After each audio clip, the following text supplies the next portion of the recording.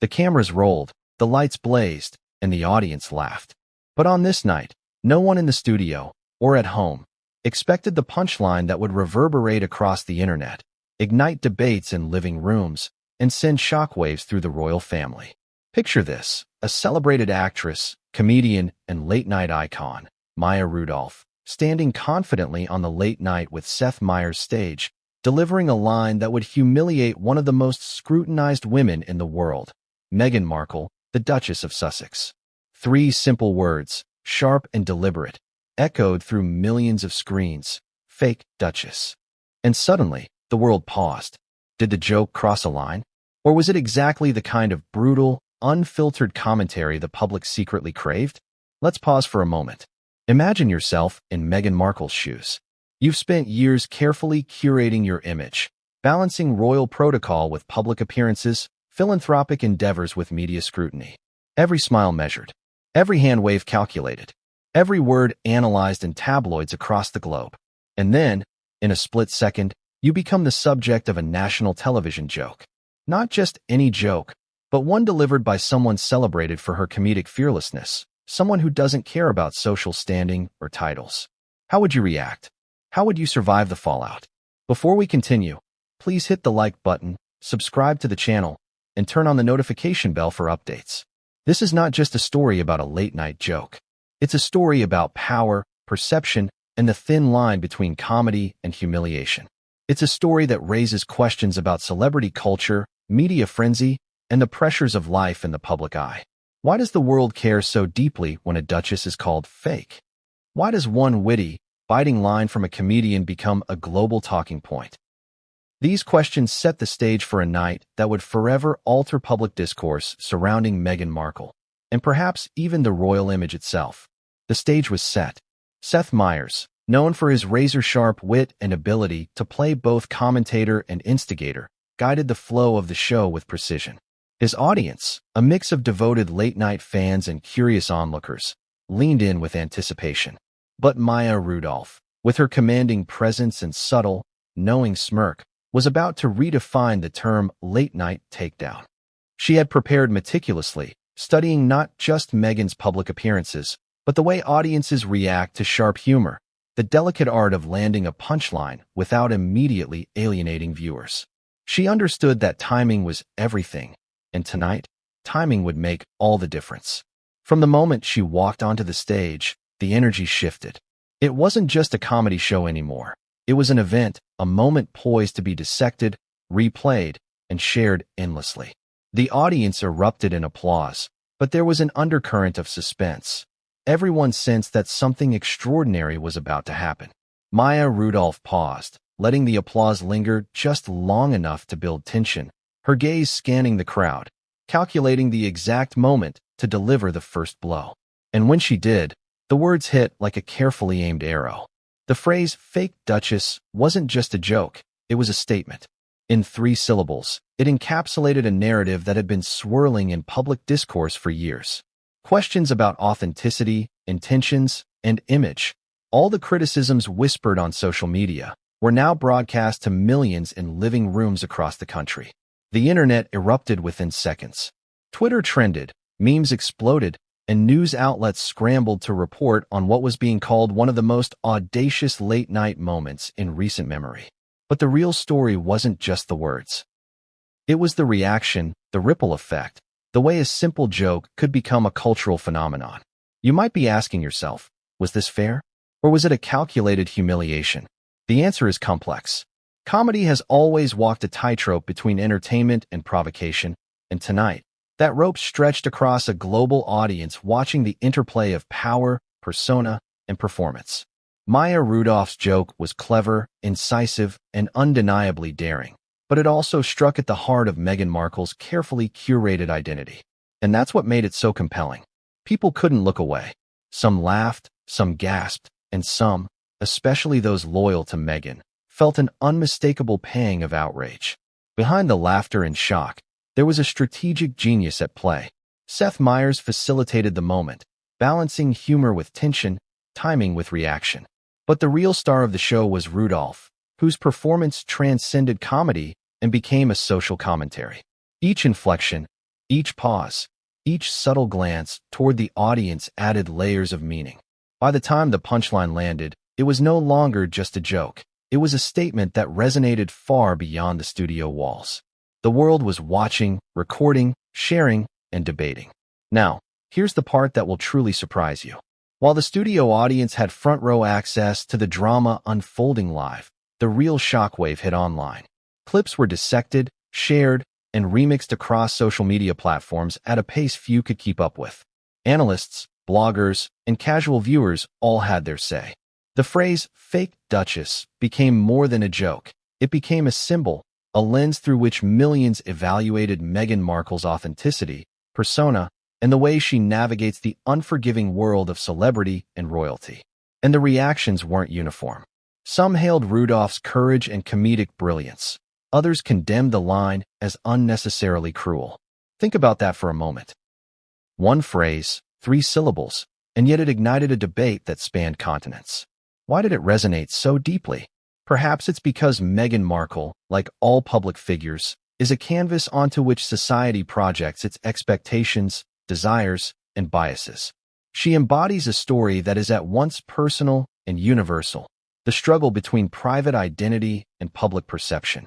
And when a comedian like Maya Rudolph slices through that image with precision, it doesn't just entertain. It forces reflection, judgment, and reaction. But there's more. The intrigue didn't stop at the punchline. Insider reports hint at what happened behind the scenes. The whispers, the reactions of the crew, the subtle tension between host and guest, and even the anticipation of how Meghan might respond if she ever saw the clip. There were moments of pause, fleeting glances, and unspoken acknowledgments that something historic had just occurred.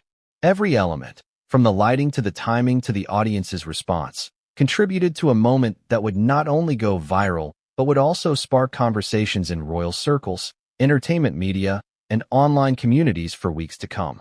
Now, let's step back for a second and ask, why is this story so compelling? Why does it matter now? The answer lies in the intersection of celebrity culture, royal fascination, and the power of comedy as commentary.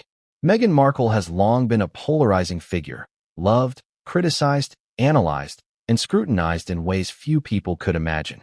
And Maya Rudolph, with her fearless humor, tapped directly into that tension. The result was not just a joke, but a cultural flashpoint, a moment that encapsulates the drama, irony, and spectacle of modern celebrity life. And here's the kicker. We're only scratching the surface. The reaction from Meghan Markle, the strategic response of her PR team, the social media explosion, and the commentary from other celebrities. These are all parts of a story that gets even juicier as we dive deeper. There are twists, contradictions, and surprises waiting to be revealed. How did Meghan truly react? Did the royal family weigh in behind the scenes? How did Seth Meyers navigate the delicate line between comedy and controversy? And perhaps most importantly, what does this moment reveal about power, perception, and public scrutiny in a world obsessed with fame? So buckle up.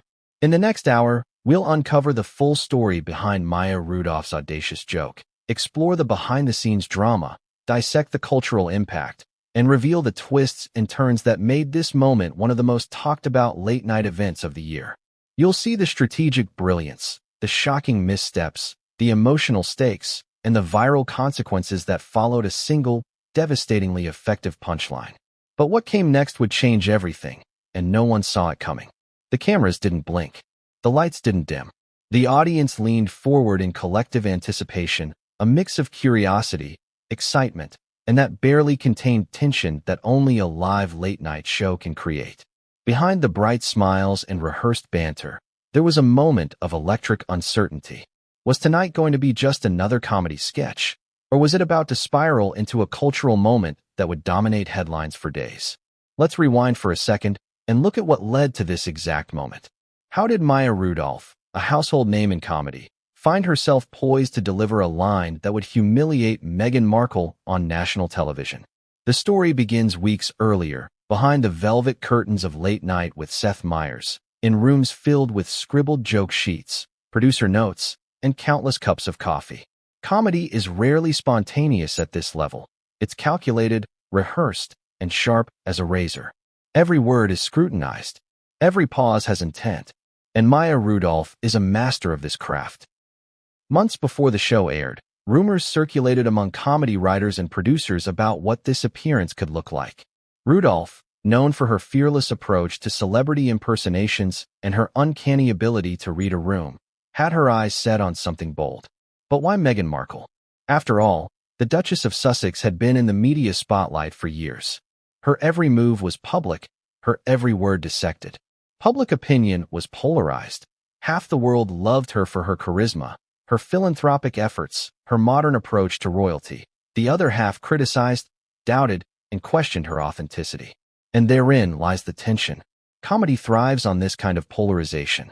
It finds the cracks in public perception and exposes them, sometimes mercilessly. Maya Rudolph, knowing the cultural moment she was stepping into, didn't need to invent controversy. She needed to sharpen it, shape it, and deliver it with precision. The joke wasn't spontaneous. It was a culmination of research, observation, and strategic timing. Let's dive into the atmosphere that night. Seth Meyers had just wrapped a segment on a completely unrelated topic, and the audience was settling in, expecting humor, but not the kind of pointed, reputation-altering humor they were about to witness. Maya stepped onto the stage, her posture confident but approachable, her smile disarming. The crowd erupted in applause, but her eyes betrayed focus. She wasn't here merely to entertain.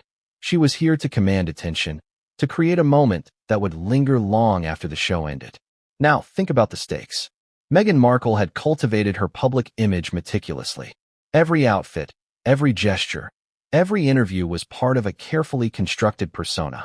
She had navigated tabloids, social media storms, and relentless speculation with a mixture of poise and selective vulnerability. Yet, all of that preparation could be undone, or at least challenged, by a single, well-timed joke. How often does one line of comedy carry the potential to undermine years of image management? Rarely. That's why what was about to happen carried such weight. Behind the cameras, the late-night production team buzzed with anticipation. Stage managers whispered instructions, cue cards were shuffled, and producers exchanged tense glances. No one wanted to misstep. One wrong word, one mistimed laugh, and the segment could veer into chaos. And the audience? They were blissfully unaware of the stakes, laughing at the surface humor, unaware of the cultural ripple building under the surface. Here's a surprising twist most viewers wouldn't consider. Maya Rudolph herself had reservations. She knew the punchline would ignite controversy. It would be dissected endlessly, posted on social media, and analyzed in every corner of the internet. She also knew the royal family's PR machinery was formidable. And yet, she proceeded. Why? Because she understood that comedy, at its most powerful, is not just about laughs. It's about truth, timing, and the courage to confront perception head-on. Let's pause for a moment and ask, have you ever experienced a moment where something seemed harmless on the surface, yet beneath it, tension crackled like a live wire? That was the energy in the studio that night. The audience cheered, the camera rolled, and Rudolph's voice carried across the room with crisp clarity. It was confident, measured, and precisely intentional. Every syllable landed as if it had been carved into the air. And then came the first mini-jab, subtle but unmistakable, a setup that hinted at the main blow to come. Maya's opening lines were light, playful, and disarming. She joked about celebrity culture in general, warming the audience into a receptive state. But even in these early lines, there was a sharpness, a precision, that suggested she was inching towards something more.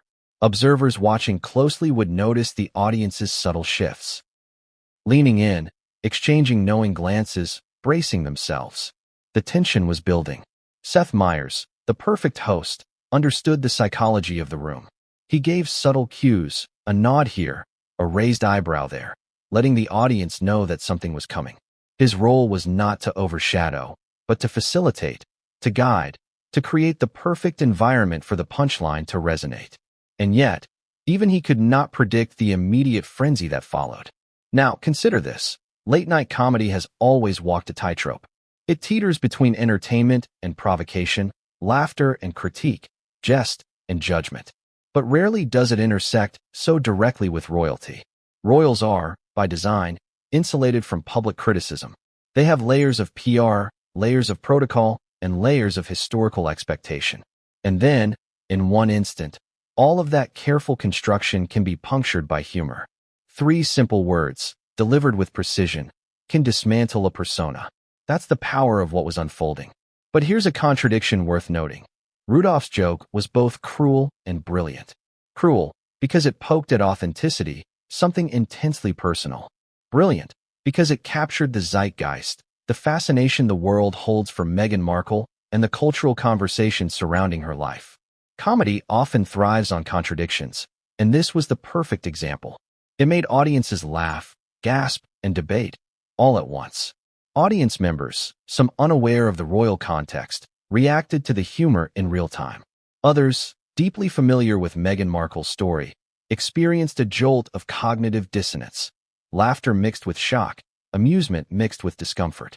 It's a reaction that underscores the complexity of celebrity culture today.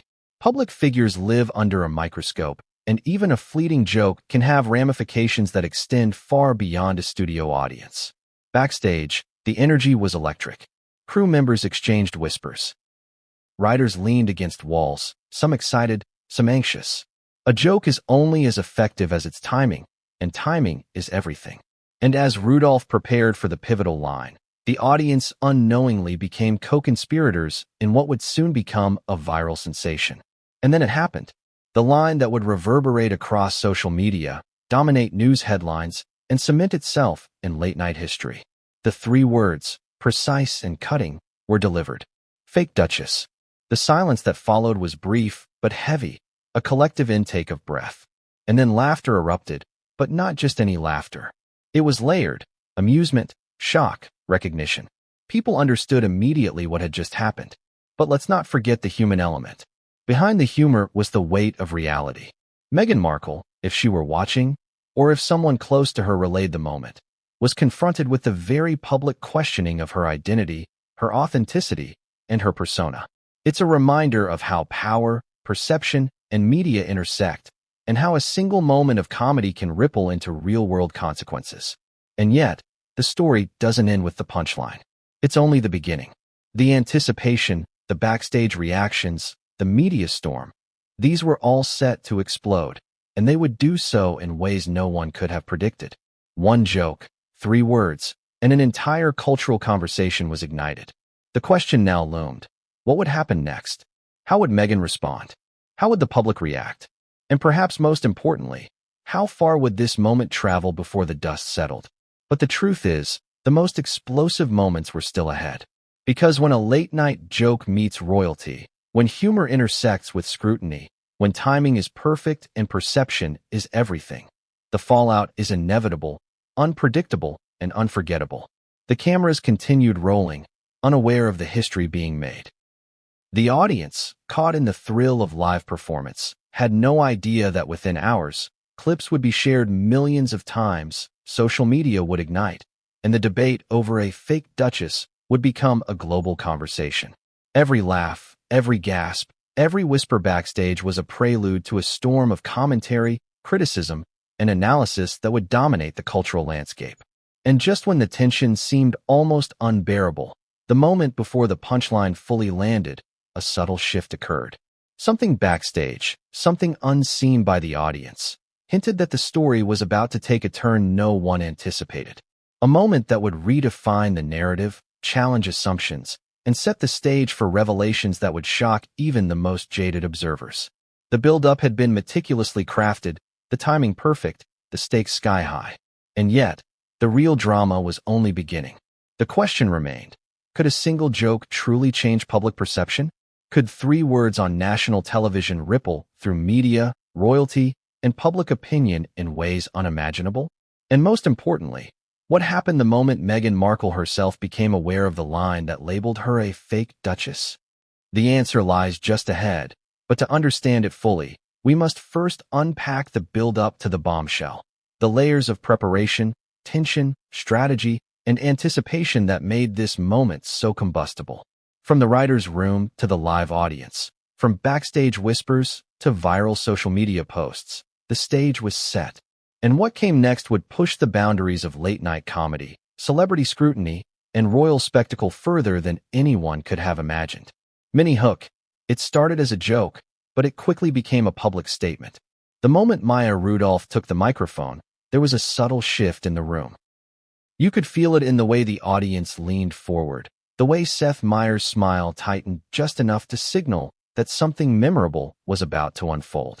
The applause was warm, yet anticipatory, as if everyone knew that tonight would be different from a standard comedy segment. And in that charged atmosphere, Rudolph began. Her opening wasn't the punchline, it was the setup. The crowd chuckled politely as she joked about general celebrity culture, drawing on archetypes everyone recognized. The self-absorbed actor, the scandal-prone influencer, the overhyped socialite. But beneath the surface humor, there was precision.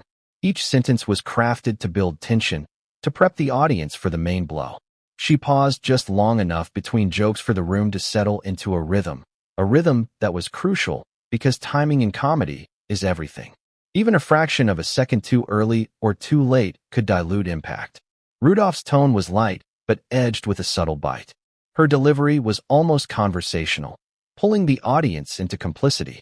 It wasn't just about telling a joke. It was about drawing them into a narrative, one in which Meghan Markle's persona was the invisible protagonist. Every laugh, every murmur from the crowd, reinforced that tension. The comedy was layered. It wasn't only entertaining. It was a vehicle for critique, observation, and, ultimately, the moment of humiliation that would soon arrive. What made this opening particularly powerful was the contrast between Rudolph's disarming demeanor and the underlying sharpness of her words. She smiled, gestured, and laughed with the audience, giving the impression of casual humor. But her eyes, focused and deliberate, hinted at the weight behind each joke. She wasn't merely performing. She was orchestrating a narrative that would resonate far beyond the studio. Audience members had varying reactions. Some laughed, some held their breath, some exchanged surprised glances. The tension was palpable because the joke, while initially general, teetered on the edge of specificity. Observant viewers, those familiar with Meghan Markle's public life, could sense that the humor was about to become pointed. They were witnessing a slow, deliberate build-up, a crescendo carefully designed to land the first mini-jab. Meanwhile, Seth Meyers played his role perfectly. He interjected just enough to keep the momentum flowing, to guide audience response without overshadowing Rudolph. His reactions were subtle, a nod, a chuckle, a raised eyebrow. Each gesture acted as a cue, signaling that the audience could safely laugh, yet priming them for the punchline that would soon arrive. Seth knew that comedy is as much about control as it is about timing. He was conducting a delicate symphony of laughter, expectation, and tension. The writing team behind the segment had also been meticulously preparing. Writers had pored over media coverage of Meghan Markle, analyzing interviews, appearances, and public perception. Their goal was not to insult randomly, but to craft a joke that was both relevant and impactful. Every reference, every phrasing choice had been tested, debated, and fine-tuned to maximize impact without alienating the audience. The first jab that Rudolph delivered was the culmination of this careful orchestration. It began with an anecdotal observation that seemed harmless on the surface, a quip about public personas and curated images. The audience chuckled politely, unaware of the layers beneath the humor. But for those watching closely, there was an unmistakable signal that the focus was narrowing, that the humor was aligning with a particular individual. And that individual was Meghan Markle. Now, consider the stakes. Meghan Markle has navigated the public eye with precision, understanding that every gesture and statement is scrutinized. She has faced criticism, adoration, and relentless speculation. And here, in a live television setting, her identity was about to become the subject of sharp, calculated humor. One line, delivered with perfect timing, could puncture years of careful image management. The audience, blissfully unaware of backstage pressures, would react instantly, and the world beyond the studio would not remain silent. Rudolph's first jab was subtle but effective. She highlighted contradictions in celebrity behavior, the tension between public image and private reality. The audience laughed, some out loud, others nervously, sensing that something more pointed was imminent. In those moments, the energy in the room was electric, a combination of anticipation and curiosity. Everyone was waiting for the moment that would define the segment. the line that would brand Meghan Markle as the fake Duchess. The beauty of Rudolph's delivery was her mastery of nuance. Her humor operated on multiple levels: casual for the audience, cutting for those who understood the references, and devastatingly precise for the subject herself. She wielded comedy like a scalpel, cutting through perception while maintaining the veneer of lightheartedness. It's a rare skill, and when executed properly, it can have consequences that ripple far beyond the studio walls. Let's take a moment to reflect on the emotional dimension. Comedy is a powerful tool because it provokes laughter, surprise, and often discomfort. In this case, the discomfort was deliberate. Rudolph knew that by layering her jokes, she could generate tension and anticipation, drawing the audience into a shared experience of suspense. The laughter was immediate, yes, but so was the undercurrent of recognition, an acknowledgement that something significant was about to unfold. Audience questions are part of the engagement strategy. How would you feel if you were in Meghan Markle's position? Could you maintain composure while being dissected in real time by a world-class comedian? The stakes were high. The line between public critique and personal humiliation is fine, and Rudolph navigated it expertly, ensuring that the first jab was sharp without yet revealing the full force of what was coming. The reactions weren't limited to the studio. Clips of the opening lines, though not yet the fake Duchess moment, began circulating online.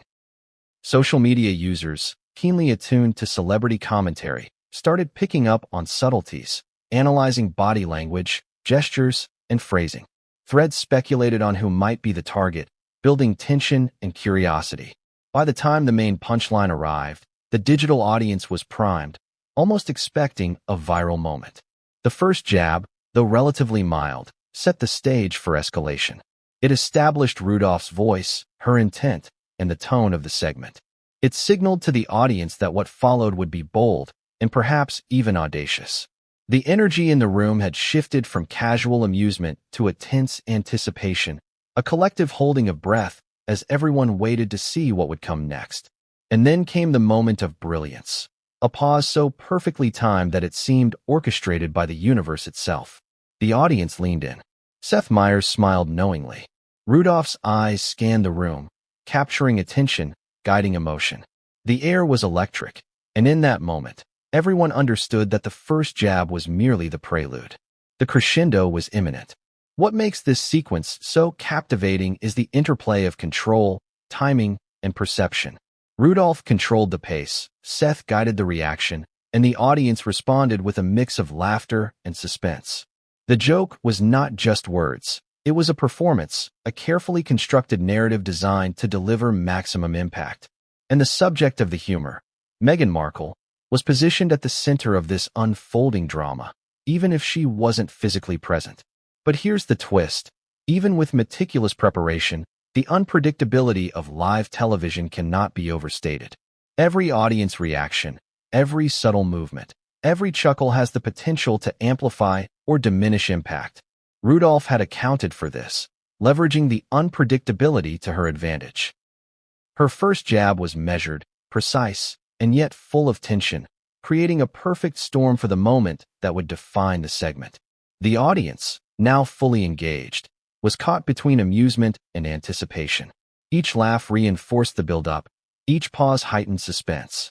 And just as the tension reached its peak, a subtle signal from Seth Meyers, a nod, a glance, signaled that the main punchline was imminent. The first jab had set the stage. The world was ready for the defining moment. And then, as the room collectively held its breath, the moment arrived. The transition from setup to punchline was seamless, yet devastating in its effect. The audience erupted in laughter, gasps, and murmurs of recognition. And as the camera captured every reaction, both on stage and in the audience, the joke transcended entertainment. It became a cultural event, one that would be dissected, debated, and remembered for years. But even as the punchline landed and the laughter filled the room, the story was far from over. Because behind the cameras, behind the smiles, and beyond the applause, the ripple effects of that first jab were beginning to take hold. Social media chatter, insider reactions, and the looming question of Meghan Markle's response were just beginning to unfold. And what came next would push the joke into uncharted territory. a territory that would forever blur the line between humor, critique, and public spectacle. Mini hook, 3 words that sent social media into a frenzy. The tension in the studio had reached a boiling point. Maya Rudolph, having delivered her opening jab with precision, paused for effect. The audience, caught between curiosity and amusement, sensed that the moment everyone had been waiting for was about to arrive. There was a silence, pregnant with anticipation, that seemed to stretch for a heartbeat longer than it should. Then, with impeccable timing, she leaned slightly into the microphone and delivered it. "Fake Duchess." The words landed like a lightning strike, sharp and electrifying. The studio erupted, some in laughter, others in gasps of surprise, while a few exchanged incredulous glances as though the room had collectively taken a step back to process what had just occurred. In 3 simple syllables, Maya Rudolph managed to encapsulate years of public debate, speculation, and fascination surrounding Meghan Markle. It was a masterstroke of comedy, critique, and cultural commentary all rolled into a single, unforgettable moment. What made these 3 words so effective? On the surface, they were humorous, a playful jab in the tradition of late-night roasts. But beneath that humor was a razor-sharp critique, a pointed commentary on public perception versus private reality. Fake Duchess wasn't just a joke, it was a statement. It questioned authenticity, integrity, and the carefully curated image Meghan had maintained for years. It invited laughter, yes, but it also provoked thought, debate, and outrage. The power of the line lay not only in its delivery, but in its ability to resonate, instantly, across audiences of all types. Within seconds of the punchline landing, the digital world exploded. Clips of the segment appeared on Twitter, TikTok, and Instagram. Hashtags began trending, some celebrating Rudolph's boldness, others defending Meghan, and still others dissecting the timing and tone of the delivery. Analysts and comedians alike weighed in, debating the ethical and comedic boundaries crossed in those 3 words. Late-night television had never had such an immediate, explosive effect, and the phrase "fake Duchess" began to take on a life of its own. Imagine the chaos from Meghan Markle's perspective. She had spent years managing public appearances, meticulously crafting every detail of her image from wardrobe choices to interviews. And suddenly, a late-night comedian had boiled down her persona into a pithy, searing critique that would be shared millions of times. Every fan, every critic, every casual observer could now repeat those 3 words and interpret them however they pleased. Could anyone have anticipated this scale of impact from a single punchline? Meanwhile, inside the studio, the energy remained electric. Seth Meyers grinned knowingly, allowing the audience to process the line while subtly guiding reactions. Maya Rudolph, ever the professional, held her composure, watching the room's response like a conductor observing the performance of an orchestra. She knew the joke was landing, and she knew exactly when to step back and let the audience react. Timing, after all, was everything. The impact was not only immediate, but multifaceted. Social media users quickly began dissecting the joke, creating GIFs, memes, and reaction videos. Some praised the audacity of calling out a duchess in such a public forum. Others expressed outrage, framing the line as unnecessarily cruel or disrespectful. And as always, the controversy itself fueled further engagement. In today's digital age, a joke's potency is measured not just by laughter in the studio, but by the ripple effect it produces online. The genius of Rudolph's delivery lay in its simplicity. A few words, chosen carefully, packed a punch that far exceeded the confines of the studio. Fake Duchess was a commentary on celebrity culture, public scrutiny, and the tension between personal authenticity and the public persona. It was a line that would reverberate across platforms, in conversations, and in the media for days, weeks, and even months. It was a cultural flashpoint.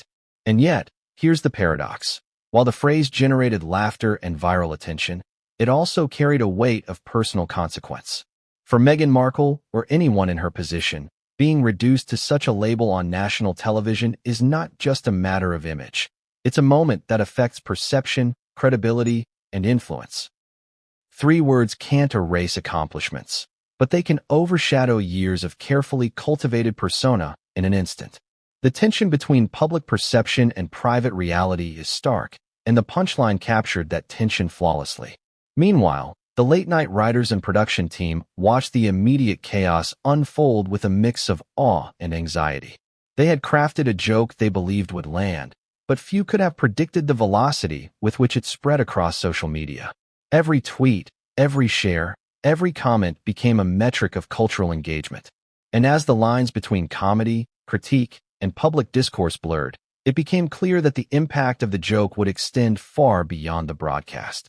The reactions varied widely. Comedy critics analyzed Rudolph's timing, delivery, and tone, praising her fearlessness and precision. Royal commentators debated whether the joke was fair or cruel, questioning whether humor should target a duchess with such precision. The public weighed in as well, some delighted by the audacity, others appalled by the perceived disrespect.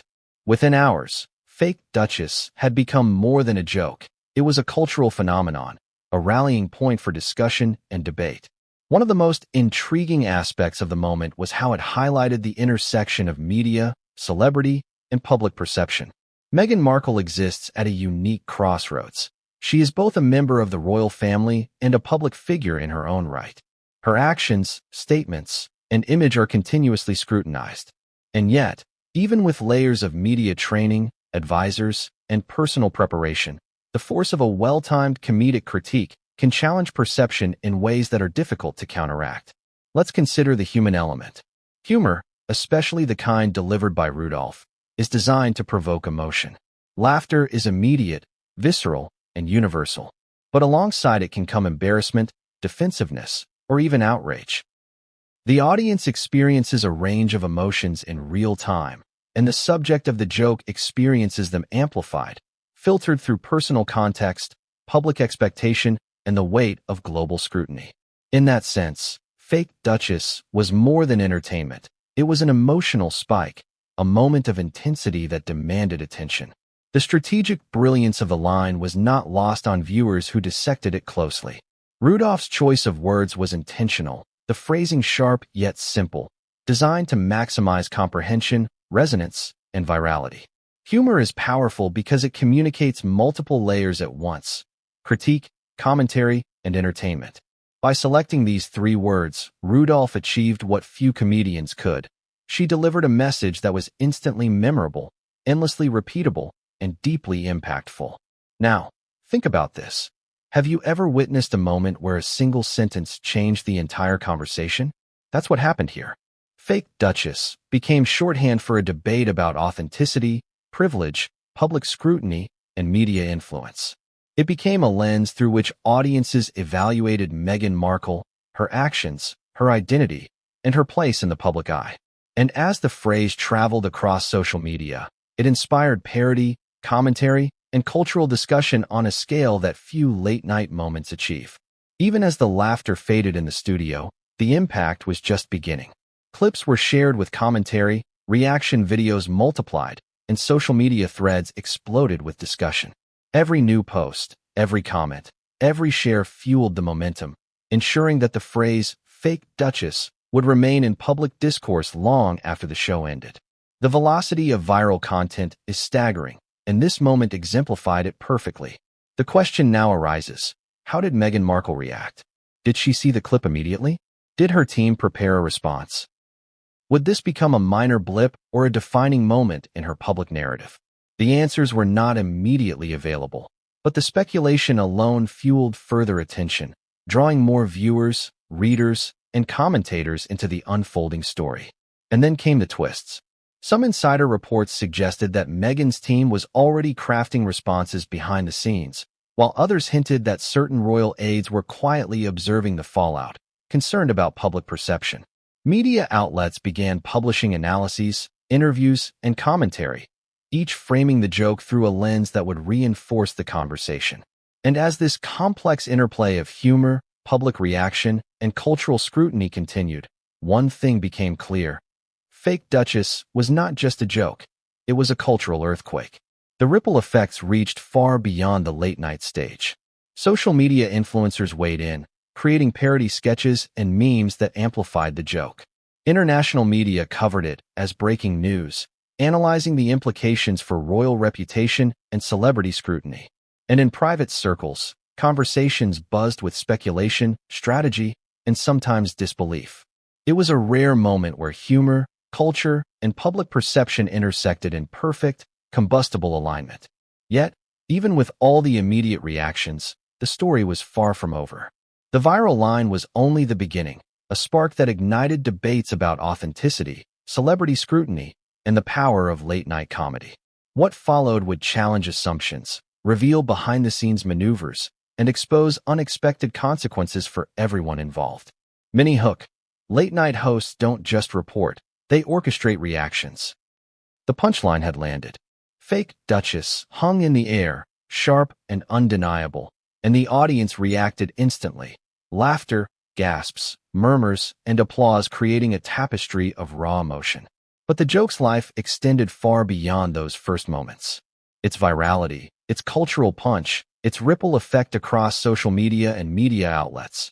None of that would have reached its full intensity without Seth Meyers. He wasn't merely the host, the facilitator, or the anchor. He was the conductor, orchestrating every reaction, every nuance, and every subtle escalation that would transform a simple joke into a worldwide sensation. From the opening of the segment, Meyers had been more than just a charismatic on-screen presence. He was an active participant in the drama. Every glance, every nod, every pause was calculated. Late-night hosts understand the psychology of audiences. They know how to build suspense, how to modulate pacing, and how to manipulate expectation without overtly interfering. In this segment, Seth Meyers demonstrated this skill masterfully. His subtle cues amplified the punchline, elevated audience response, and added an almost theatrical intensity to the delivery. Think about the mechanics. Comedy is not merely words. It's timing, reaction, and perception. By signaling approval or disbelief, Meyers guided how the audience processed the joke.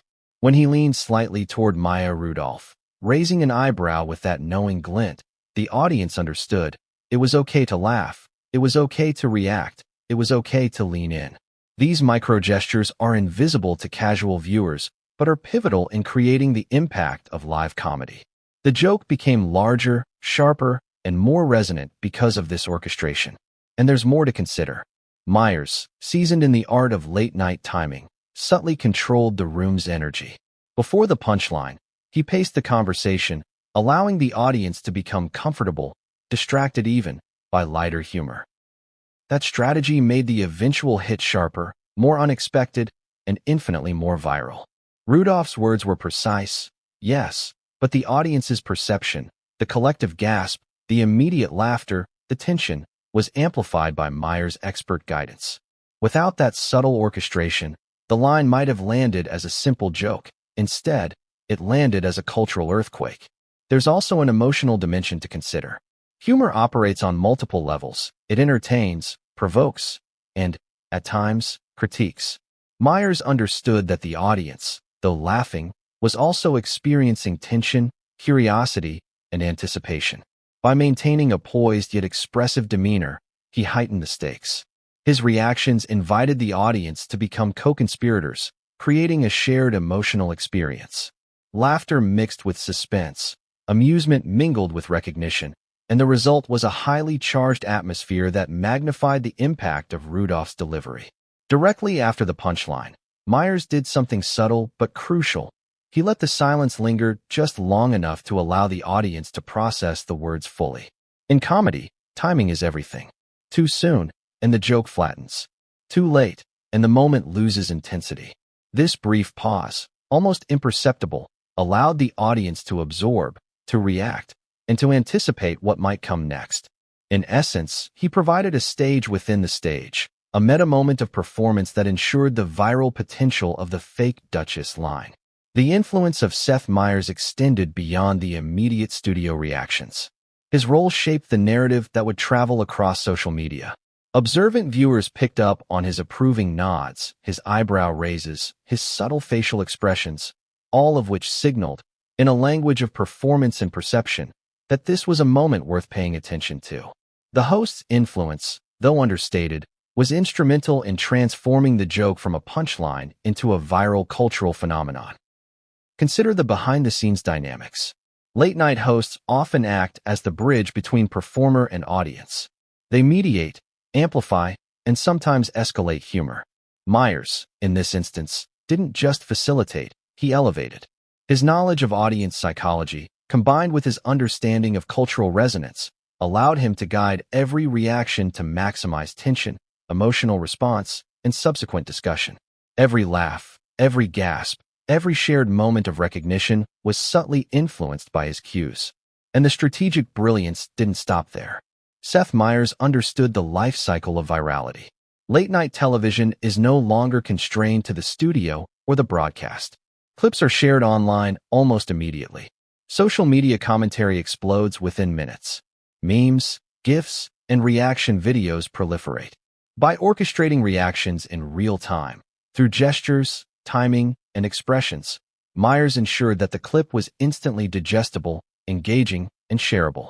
The joke became not just content, but a cultural event ready for rapid dissemination across platforms. Audience questions are critical for engagement. Have you noticed how a host's reactions shape your own perception? Did you laugh at the joke itself, or at the shared tension between host, performer, and audience? These dynamics are invisible to most viewers, but essential for understanding how comedy, perception, and culture intersect.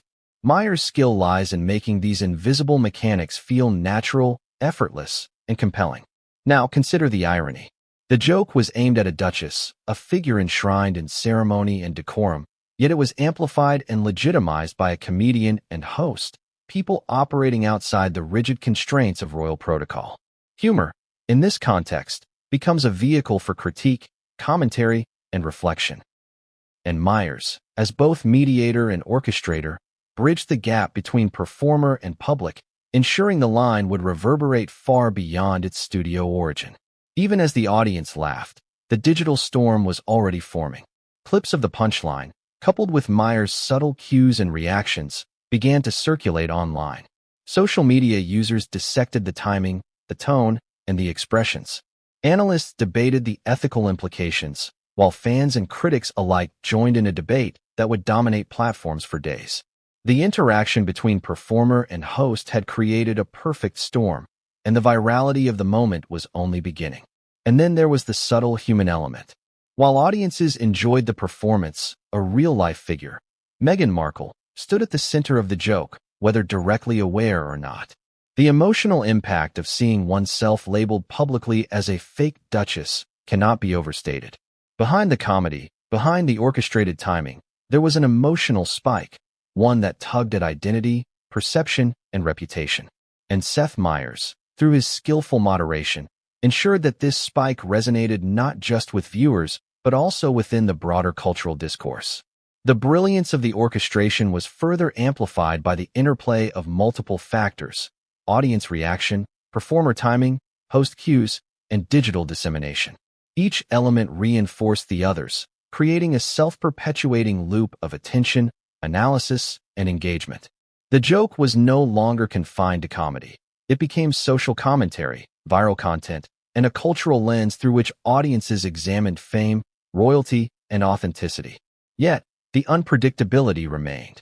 Live television is chaotic, and even the best-laid plans can falter. But Meyers, through subtle guidance, ensured the delivery remained impactful.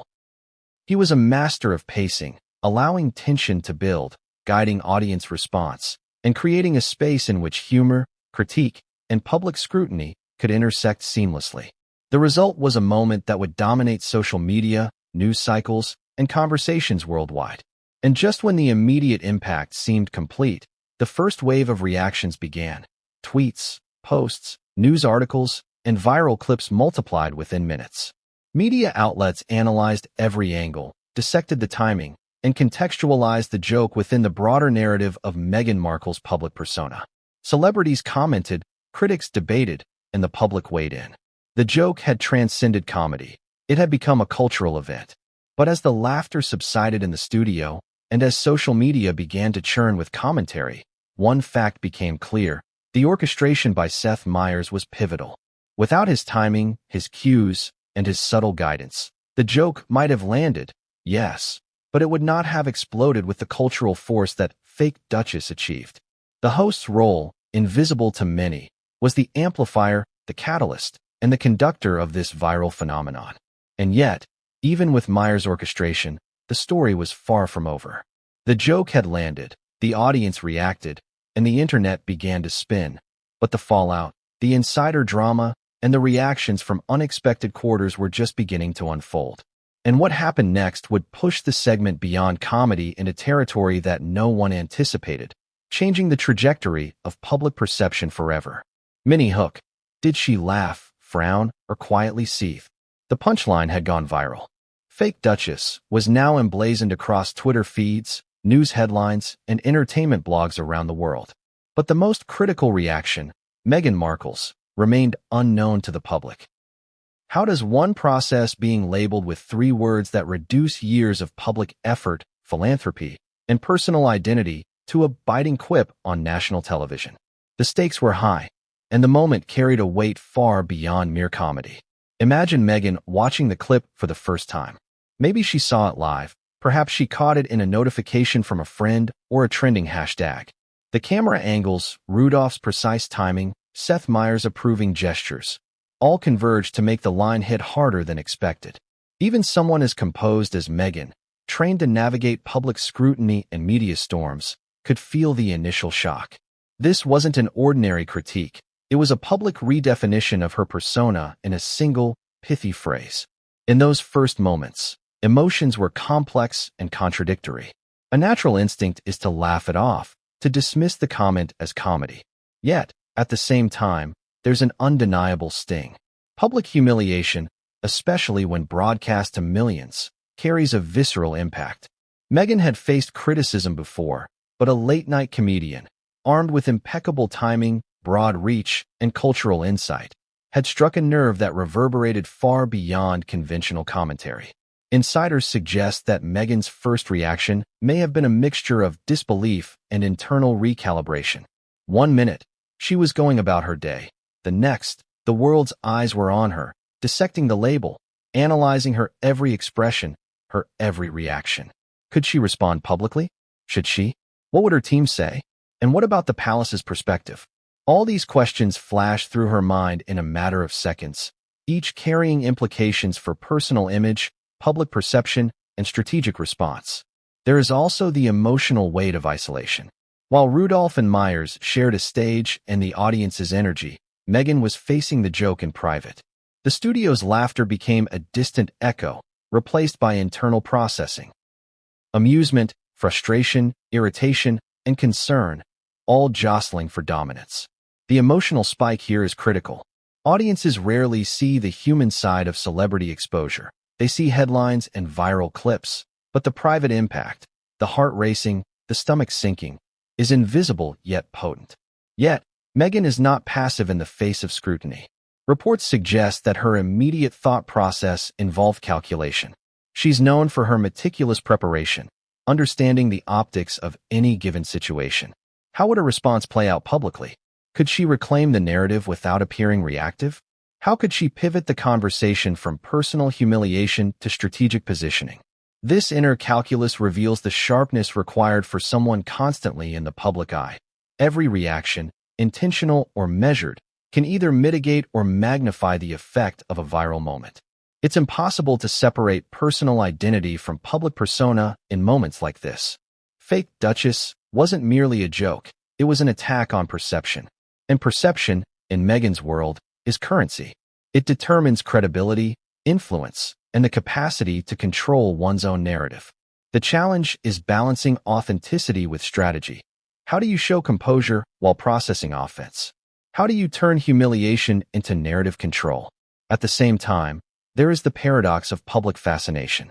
The audience loves drama, controversy, and surprise, especially when it involves high-profile figures like Meghan Markle. They want authenticity yet thrive on spectacle, demanding reactions, analysis, and viral moments. This tension places incredible pressure on anyone in the spotlight. A reaction that seems too cold risks alienating the public. One that's too emotional invites scrutiny and judgment. Meghan had to navigate a minefield of expectation in real time, knowing that any misstep could amplify the impact of Rudolph's words. Now consider the layers of analysis unfolding simultaneously. Social media exploded, dissecting every frame of Rudolph's performance. Every gesture, every pause, every expression was scrutinized. Comments speculated about Meghan's response. Did she watch live? Did she smile? Did she frown? Would her team issue a statement? Each conjecture fueled further discussion, keeping the moment alive far beyond the studio. The virality wasn't just a measure of humor. It was an amplifier of tension and anticipation. Behind the scenes, Meghan's advisors would have been coordinating. Social media strategists, publicists, and legal counsel often monitor live media coverage, evaluating potential threats and opportunities. Could the joke be leveraged for positive engagement, or would it spiral into negative narratives, undermining her public image? Every decision in those critical minutes could shape not only immediate perception, but also the longevity of the narrative. Emotionally, the impact is compounded by relatability. Audiences may not fully grasp what it's like to navigate royal scrutiny, but most understand the sting of public embarrassment or sharp criticism. That combination of vulnerability and strategic thinking creates tension, making the unfolding story not just about a joke, but about the human capacity to absorb, process, and respond to unforeseen challenges. Meghan's internal response is as compelling as the joke itself because it humanizes someone often perceived as untouchable, distant, or iconic. And then there's the strategic consideration of silence. Sometimes, the most powerful response is no response at all. By refraining from immediate engagement, Meghan could shift control, allowing others, media, social commentators, fans, to fill in the narrative. Silence can be a tool of power, suggesting composure, resilience, and strategic awareness. But it's a gamble. The void left by inaction can be filled with speculation, which may or may not align with desired narratives. Simultaneously, the joke's amplification across media created layers of public interpretation. Opinion pieces analyzed not only Rudolph's words but Meghan's past statements, actions, and appearances, framing fake Duchess within broader debates about authenticity, privilege, and media scrutiny. Each new perspective added complexity, reinforcing the cultural tension of the moment and making the impact of the joke far-reaching. Audience engagement is critical here. How would you respond if you were in Meghan Markle's position? Could you maintain composure while being dissected globally? Would you feel anger, amusement, or strategic detachment? These questions make the story not just compelling to observe, but interactive, inviting the audience to place themselves in her shoes. As the minutes passed, Meghan's team likely assessed the spread and impact. Analysts measured social media reach, hashtags, and audience sentiment. Reporters contacted insiders for commentary. The joke had transcended the comedy segment. It was now a full-blown media event, with every element scrutinized, debated, and reshaped. Every retweet, article, and GIF amplified the cultural resonance. But the real intrigue lay in what was happening privately. How was Meghan processing the experience emotionally? How was she strategizing her next steps? And how would her eventual response, or lack thereof, reshape the narrative? These unanswered questions maintained suspense, keeping audiences captivated and invested in the unfolding drama. And here's the kicker. While audiences assumed this was a simple moment of late-night humor, it was actually a crucible. It tested the limits of public perception, the boundaries of comedy, and the resilience of someone constantly in the media spotlight. The emotional, strategic, and cultural layers all converged in a single, fleeting moment, making it one of the most compelling intersections of humor and reality in recent memory. Mini hook. Within minutes, the internet had a verdict. The punchline had landed. The studio erupted in laughter, applause, and murmurs of astonishment. But outside the walls of Late Night with Seth Meyers, the moment took on a life of its own. Within seconds, fake Duchess was everywhere. Twitter feeds, Instagram stories, TikTok compilations, Reddit threads. Social media users reacted in real time, dissecting, amplifying, and reshaping the narrative into a global conversation. The viral storm had begun.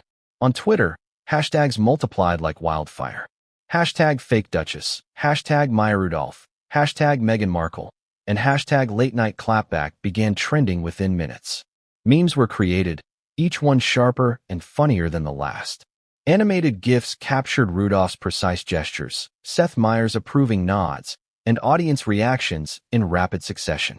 Every post, every retweet, every comment fueled the momentum, turning a single joke into a phenomenon that spanned continents. It was a textbook example of virality in the digital age. Some reactions were hilarious. Creators mashed the line with pop culture references, edited clips of Meghan Markle's most iconic appearances, and juxtaposed them against Rudolph's performance.